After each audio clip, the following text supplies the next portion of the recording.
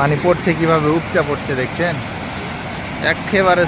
এই যে এপারে পানি দেখেন, এটা হচ্ছে নদীর দিকের রাস্তা। হ্যাঁ, এই দিক থেকে পানিটা নদীর দিকে যায়। মানে এই যে এই বিল যখন ভর্তি হয়, ওই বিল থেকে এই বিলে পানি আছে। এই বিল তখন ভর্তি হয়ে আপনার এই যে এই সাঁকুটা দিয়া, এই যে সামনে যে সাঁকুটা দেখছেন, এই সাঁকুটা দিয়া এই খাড়িতে আছে।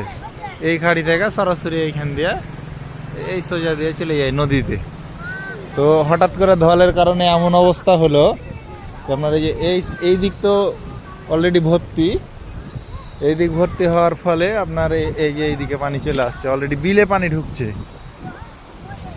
বাইরে থেকে বিলে পানি ঢুকছে। এই যে এটা হলো সাঁকু, আর ওই যে ওটা বিলের রাস্তা, ওইখান দিয়ে বিলে পানি ঢুকে।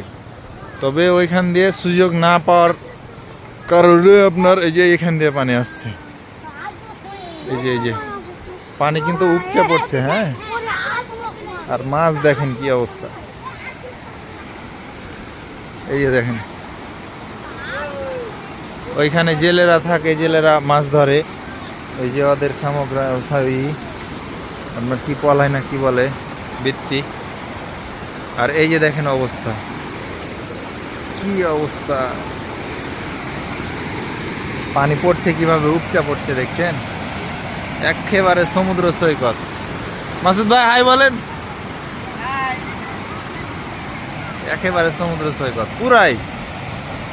সেই চাচারা রেডি অলরেডি। এই বিলের নাম হচ্ছে বিল সিংড়ি। আর এটার পাশেও যে ডান দিকে যেটা দেখছেন, ওটা হচ্ছে ঘোড়াচড়া। তারপরে যে এই রাস্তাটা যেটা আসলো, এটা হচ্ছে গোবরাতলা বিজেপি ক্যাম্পের সামন দিয়ে আসলো। এবং এই দিকে যেটা গেল, এটা হচ্ছে ওই যে সামনে দিয়ে নাধাই গেল, পাহাড়পুর গেল, শানপুর গেল, এটা দিয়ে যাওয়া যায়। তো এই হচ্ছে লোকেশন, আর এই হচ্ছে অবস্থা আমাদের এই দিকের। বাপরে কি পানি গো, মাথায় খারাপ, ভয় লাগছে। কাটল অলরেডি ফটে গেছে। উজির এটা বাড়ি উজির ভাই। যে ব্রিজ সম্বন্ধে তোর ধারণা কি? ধারণা কিচ্ছু হবে না ব্রিজের, এটা আমার রাস্তা।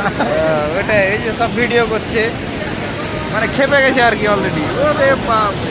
কি গতিতে পানি গেছে, পানির স্পিডটা দেখেন। এটা সব খালি ছিল, একবারে লোড হয়ে গেল। আর এপারের অবস্থাটা দেখা একটু, এপার তো শেষ। এই দেখেন লোহা দিয়ে দরজা করা ছিল, জালিটা উড়ে গেছে।